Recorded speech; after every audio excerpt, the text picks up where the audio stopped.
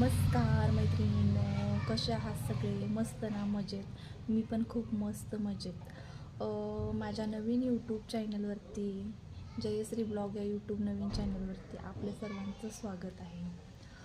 माझं व्हिडिओ बनवायचं कारण असं की माझा जो अनुभव आहे तो तुम्हाला मी शेअर करणार आहे.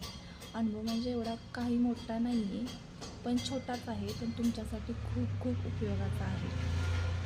अनुभव म्हणजे असं की माझ्या तोंडावरती तिथे ना डाग पडले, तिथे छोटे छोटे तीळ उठलेले. मग मी म्हटलं घरगुती उपाय काय असेल तर तो करावा.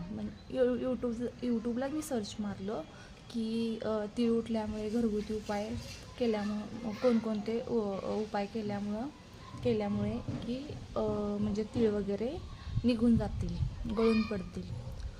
एक व्हिडिओ असा होता की त्याच्यामध्ये लसूण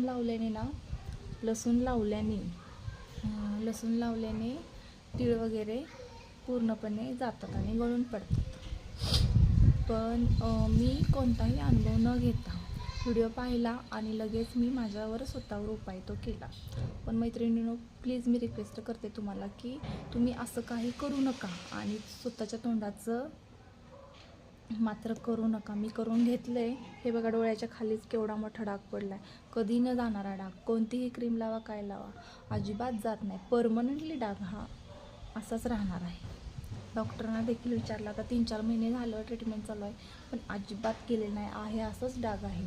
माझा अनुभव खूप मोठा आहे मैत्रिणींनो. लसूण वगैरे काही लावू नका, नाहीतर असं डाग वगैरे पडणार. आणि डाग पडून पण तेवढ्यानं माझं म्हणजे हे झालं नाही आहे. काय झालं, लसूण लावला, दुसऱ्या दिवशी जखम झाली मोठी, त्याच्यातून रक्तस्राव झाला आणि 2 ते 3 दिवस जखम होती. आणि त्याच्यानंतर जो असा डाग पडला आहे तो डाग पडलायच. तरी प्लीज प्लीज प्लीज सगळ्यांना मैत्रिणींना विनंती करते की तुम्ही लसूण हा तोंडाला लावू नका. काहीही त्याचा उपयोग नाही. पूर्ण आपल्या तोंडाचा लॉस आहे, लॉस. आणि तोंड आपलं विचित्र दिसू लागतं. आता हे डोळ्याच्या खालीच आहे. सर्वजण मला विचारतात हा लासा वगैरे आहे काय, पण लासा वगैरे काही नाही. माझ्या तोंडावर एकही डाग नव्हता. लसूण लावल्याने एवढा मोठा हा डाग झालेला आहे.